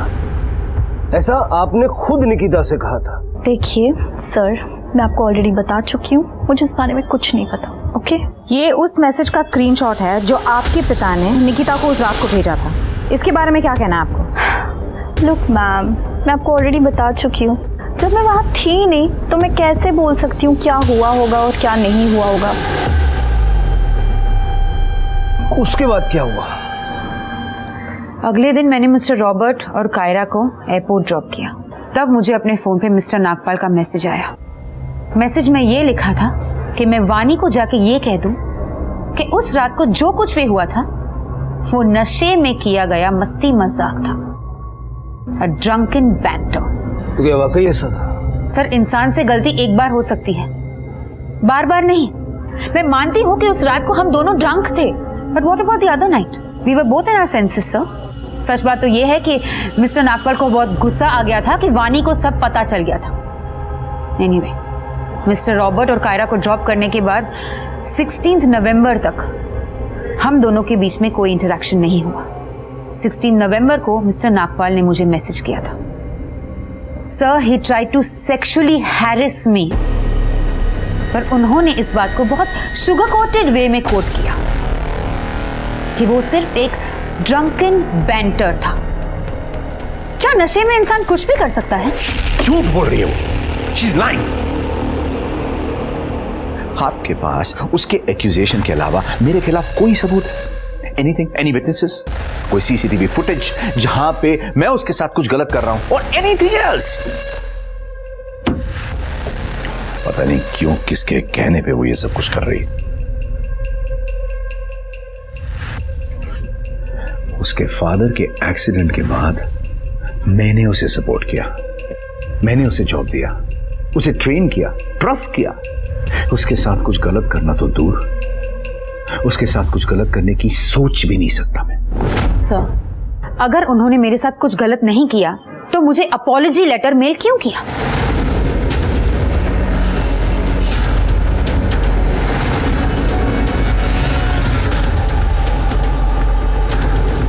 एनीवे, 16 नवंबर को मैंने फाइनली हमारी कंपनी की एमडी मिस शोभा श्रीवास्तव को एक रिटन कंप्लेंट मेल की, पर उन्होंने भी मेरा साइड नहीं लिया। इनफैक्ट वो मिस्टर नागपाल की हरकत को कवर अप करने की कोशिश करी थी। मैंने कुछ भी कवर अप करने की कोशिश नहीं की है, but just I have tried to resolve the matter my own way. Please have your seat. So it was a sensitive issue. Miss Nikita ने मिस्टर नागपाल पर कुछ एलिगेशंस लगाए थे, जिसे मिस्टर नागपाल ने एक्सेप्ट करने से रिफ्यूज कर दिया था। फिर भी मैंने मिस्टर नागपाल को फोर्स किया कि वो इस मैटर को यहीं खत्म करें और मिस निकिता को एक अपॉलॉजी लेटर भेजें। तो आपको लगता है कि इतना काफी है कि मिस्टर नागपाल निकिता को एक लेटर लिखकर उसे माफी मांग ले, राइट? सी ऑफिसर, मेरे लिए मेरा ऑफिस ही नहीं बल्कि एक फैमिली है, और प्रॉब्लम्स किस फैमिलीज में नहीं होती। शोभा जी, अगर आपकी फैमिली में किसी का रेप हो जाए तब भी आपका यही रवैया रहेगा कि दोस्ती का हाथ बढ़ाओ और सब कुछ भूल जाओ? हमारे ऑफिस में इस तरह के इश्यूज को सॉल्व करने के लिए कोई एचआर विंग नहीं है, और इस तरह के इश्यूज को सॉल्व करने का काम मैं ही करती रही हूँ। बट यस, मुझे लगता है कि शायद इस सिचुएशन को मैं प्रॉपर्ली हैंडल नहीं कर पाई, और इसलिए मैंने अभी अभी अपना रेजिग्नेशन लेटर दे दिया है। दिसंबर 2013 में सुप्रीम कोर्ट ने कामकाजी महिलाओं के लिए sexual harassment of women at workplace act 2013 को पारित किया। इस नए अधिनियम ने पुराने अधिनियम विशाखा गाइडलाइंस का स्थान लिया।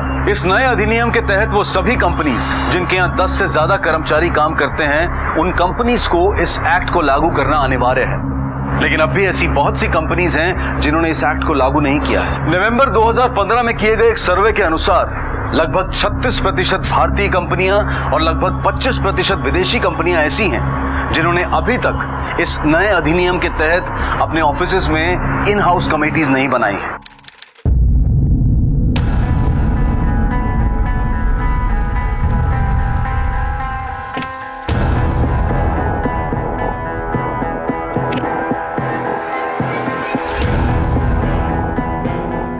मिस्टर नागपाल, जब आपने कुछ किया ही नहीं तो आपने ईमेल पे वो अपॉलॉजी क्यों भेजी? रिजाइन क्यों किया? मैंने उस गलती की माफी मांग ली जो गलती मैंने की नहीं, और ये मेरी सबसे बड़ी गलती। मुझे निकिता से माफी मांगने के लिए मेरी एमडी ने मजबूर किया था। उस रात जो कुछ भी हुआ, it was just a drunken banter, nothing else. और अब निकिता अपने फायदे के लिए इस बात को इतना बड़ा बना रही है। हमने निकिता के बारे में भी पता किया, वो आपके किसी भी सो कॉल्ड दुश्मन के कांटेक्ट में न थी न है। तो इतना तो क्लियर है कि वो किसी के कहने पे ये सब नहीं करती। फिर तो वो ये सब इमेजिन कर रही होगी। I really don't know what to say, officer. Actually, आपके पास मेरे खिलाफ तो कोई सबूत है नहीं सिवाय उस अपॉलॉजी के।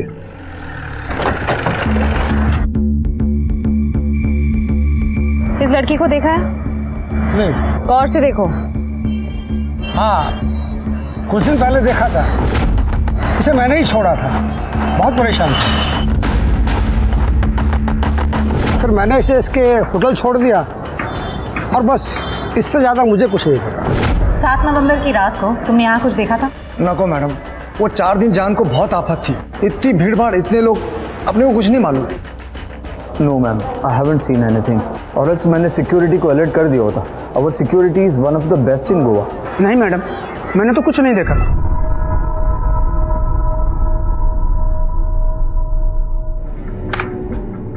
ये देखिए सर, इससे ये साफ जाहिर है कि उस रात मिस्टर नागपाल ने निकिता को जबरदस्ती लिफ्ट के अंदर खींचा था। हाँ देशमुख, लेकिन नागपाल ने निकिता को मोलेस्ट किया, ये साबित करने के लिए ये फुटेज सफिशिएंट नहीं है। ऐसा कुछ भी नहीं है जिससे ये पता लगे कि उस रात लिफ्ट के अंदर क्या हुआ। सर, एक और बात, निकिता, मिस शोभा और नागपाल के बीच में बहुत सारे ईमेल्स एक्सचेंज हुए थे। सर निकिता ने नागपाल पे आरोप लगाया, शोभा ने मिस्टर नागपाल से बात की और नागपाल ने निकिता से माफी मांगी। सर मैंने सारे ईमेल स्टडी किए और एक ऐसा ईमेल ऑब्जर्व किया, ये देखिए, जिसमें मिस्टर नागपाल ने एक इंसिडेंट का जिक्र किया है, जिसमें मिस्टर नागपाल के अकॉर्डिंग उस दिन उन्हें ऑफिस में अपने और निकिता के बीच में एक बहुत ही स्ट्रॉन्ग कनेक्शन महसूस हुआ। अपने मेल में आपने ऑफिस की एक घटना का जिक्र किया है। उसमें आपने लिखा है कि उस दिन आपको ऐसा लगा कि आपका निकिता से कोई स्ट्रॉन्ग कनेक्शन है। इसके बारे में आपका क्या कहना? ऑफिसर, निकिता एक बहुत ही शार्प और इंटेलिजेंट लड़की है और इस बात के लिए मैंने उसे हमेशा अप्रिशिएट किया है। इतने वक्त एक साथ काम करते करते हमारे बीच एक स्ट्रॉन्ग बॉन्डिंग हो गई थी, just like friends. Actually friends से थोड़ा ज्यादा। हाँ, उसने अपने मुंह से कभी कुछ नहीं कहा, लेकिन her body language, the way she took care of me, जिस तरह से वो मुझे देखती थी, अपनी हर बात मेरे साथ शेयर करती थी। It was not a boss and subordinate relationship. In fact, उस दिन ऑफिस में Varun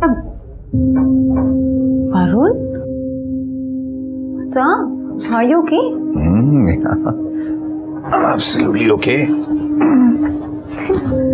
What is this? Majnu वाला एटमॉस्फेयर? हाँ, नहीं, कोई मजनू एटमॉस्फेयर तो नहीं है, ऐसे ही कुछ सोच रहा था। क्या सोच रहे थे?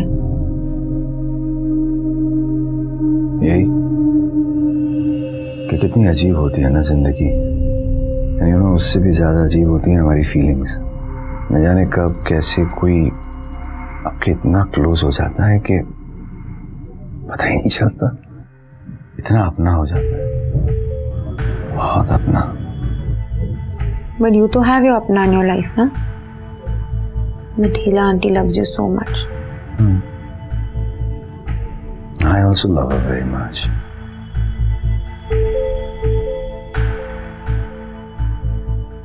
But I guess it's okay to love more than one person in your life. I don't know why, Nikki, but I feel a very strong connection with you. I like you. I really like you.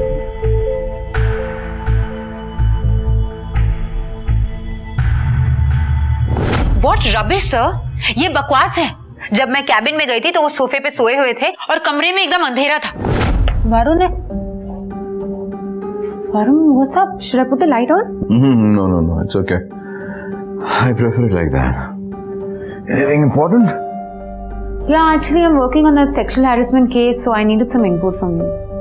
Come on, Nikita. Why do you need my help? You yourself are a woman. तुम खुद एक लड़की हो. Why do you need my input? I mean, how hard it is to imagine that. Just imagine अगर कोई इंसान बगैर तुम्हारे परमिशन के तुम्हारे शरीर को छुए तो कैसा लगेगा? It's the most disgusting feeling for any woman. I don't understand कि एक इंसान जानवर कैसे बन जाता है in minutes. और ऐसे लोगों की कोई जगह नहीं है civilized society में. They have no bloody right to live with us. She's absolutely right. मैं ऐसे लोगों से नफरत करता हूं और हम दोनों के बीच ऐसी बात हुई भी थी, लेकिन उस शाम को नहीं। हाँ, उससे पहले कई बार ये बात हो चुकी थी। ऑफिसर, मेरा पूरा ऑफिस जानता है कि मैं ऐसे लोगों से कितनी नफरत करता हूं। Look at me today. आज मैं खुद सेक्सुअल हैरेसमेंट के केस में आपके सामने यहाँ बैठा हूँ। मिस्टर नागपाल, अगर आपने उस रात निकिता को हैरेस नहीं किया होता तो आज बिल्कुल आप यहाँ नहीं होता। मैंने उसे हैरेस नहीं किया officer. She was drunk and so was I. और जो कुछ भी हुआ वो मस्ती मजाक में हुआ। किस टाइप का मजाक था? आप इतने नशे में थे कि आपको ये समझ नहीं आ रहा था कि वो आपसे मना कर रही है, बार बार आपसे ना बोल रही है। Please try to understand. इतना बेवकूफ नहीं हूं मैं। उसकी ना इतनी माइल्ड थी कि मुझे तो हाँ ही लग रही थी। I thought she was playing around with me. अगर वो वाकई ये सब नहीं चाहती थी तो मुझे थप्पड़ मार देती, किक मार देती और चली जाती वहां से। और उसे ये सब नहीं किया, कुछ भी नहीं किया। सर, अगर वो स्ट्रेंजर होते तो मैं ये सब करती। But he's like an uncle to me. I was worried about his reputation.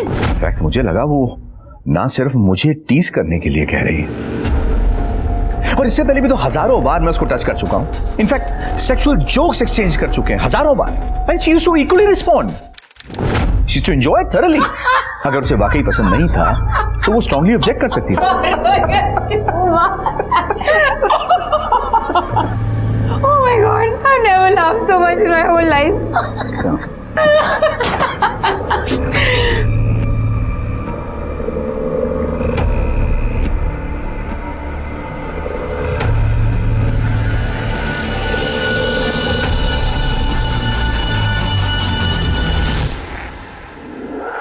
अब अगर आज वो ये कह रही है कि मैंने उसे सेक्सुअली हैरेस किया है तो it's just a bad judgement on my part.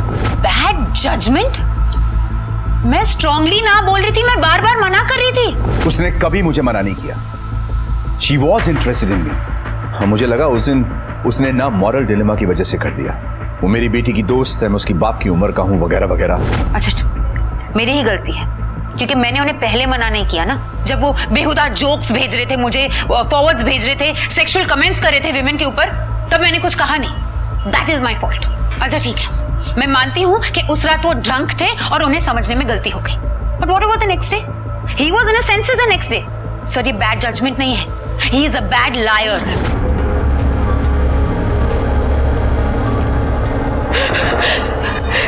I didn't expect this to be but मैंने रेप नहीं किया है। It was not a rape. Mister Nagpal आपको नॉटी जोक्स सुनाया करते थे? Yes, almost every day. और आप उनके जोक्स पे हंसती थी? सिर्फ मैं नहीं, ऑफिस के सारे लोग हंसते थे। लेकिन इसका मतलब ये बिल्कुल भी नहीं है कि हम उन्हें कोई इनविटेशन दे रहे हैं, या फिर सिर्फ इसलिए कि जब एक फीमेल कलीग अपने मेल कलीग से कोई एडल्ट जोक शेयर करती है तो मेल कलीग को उसे सेक्सुअली हरास करने का या रेप करने का लाइसेंस मिल गया हो। क्या आपने मिस्टर नागपाल को कभी भी कोई ऐसा हिंट दिया जिससे उन्हें ये लगे कि आप उनमें इंटरेस्टेड हैं? No, certainly not. हम नहीं जानते कि इस केस का असल सच क्या है, क्योंकि उन 2 रातों को उस लिफ्ट के अंदर क्या हुआ था, ये सच आज भी निकिता का बयान बनाम मिस्टर नागपाल का बयान है। लेकिन निकिता का बयान, उस होटल के सीसीटीवी फुटेज, धमाका की एमडी मिस शोभा श्रीवास्तव और निकिता की कलीग दिव्या और रोजेन के बयान, और मिस्टर नागपाल द्वारा निकिता को भेजे गए संदेहजनक मैसेजेस और अपॉलजी ईमेल, इन सब की बिना पर गोवा पुलिस ने मिस्टर वरुण नागपाल के खिलाफ आईपीसी की धारा 354A शारीरिक शोषण के लिए, 376 बलात्कार के लिए, 376 सबसेक्शन 2K अपने से नीचे ओहदे पर काम करने वाली महिला के साथ शारीरिक शोषण और बलात्कार के लिए, आईपीसी की धारा 376 सबसेक्शन 2F रिश्तेदार, गार्डियन या शिक्षक होने के नाते, या फिर ऐसा कोई भी इंसान जिस पर पीड़िता पूरी तरह से भरोसा करती हो, उसके द्वारा बलात्कार। धारा 376C sexual assault by a person in authority, धारा 354 असॉल्ट और criminal force to a woman with intent to outrage her modesty, धारा 341 wrongfully restraining a person, धारा 342 wrongfully confining any person। Mister Nagpal के खिलाफ इन सभी धाराओं के तहत केस दर्ज किया गया है। ये केस अब भी ट्रायल में है। इस केस में सच और झूठ का पता लगाना अदालत के लिए भी बहुत बड़ी चुनौती है। हम एक पुरुष प्रधान समाज में रहते हैं, लेकिन महिलाएं भी धीरे धीरे हर क्षेत्र में अपना वर्चस्व कायम कर रही हैं, जो कि वाकई में तारीफ के काबिल है और सामाजिक बदलाव की निशानी है। हमें इस सच को अपनाना होगा और अपने आप को बदलना होगा। दूसरी तरफ महिलाओं को भी इस बात पर ध्यान देना होगा कि ऑफिस में अपने पुरुष सहकर्मियों या बॉस के साथ सामंजस्य बढ़ाने के लिए गलत बातों को सहना या नजरअंदाज नहीं करना चाहिए। अश्लील मजाक, गलत तरह से छूना या गलत इशारे, इस बात का विरोध करना चाहिए ताकि गलत व्यक्ति को बढ़ावा न मिल सके। सिर्फ अपनी नौकरी को बचाए रखने के लिए उन्हें कुछ भी बर्दाश्त करने की जरूरत नहीं है। गवर्नमेंट गाइडलाइंस और कंपनीज के HR डिपार्टमेंट ऐसी किसी भी कठिनाई में महिलाओं की नौकरी को सुरक्षित रखने का काम करते हैं। महिलाओं और पुरुषों के बीच का संबंध बहुत नाजुक है, इसलिए सभी को एक दूसरे को समझने की जरूरत है। महिलाओं को ध्यान रखना होगा कि वो गलती से भी किसी पुरुष को गलत संकेत न दें, और पुरुषों को महिलाओं के प्रति संवेदनशील होने की जरूरत है। इसी विचार के साथ अब मैं अनूप सोनी आपसे विदा लेता हूं। फिर मुलाकात होगी अगले एपिसोड में एक और चौंका देने वाले केस के साथ। तब तक अपना और अपने परिवार का ख्याल रखें और देखते रहें क्राइम पेट्रोल डायल 100। सबक एक को सीख हम सब। जय हिंद। इस तरह के और भी एपिसोड देखने के लिए हमारे चैनल को सब्सक्राइब करें और बेल आइकन दबाना ना भूलें।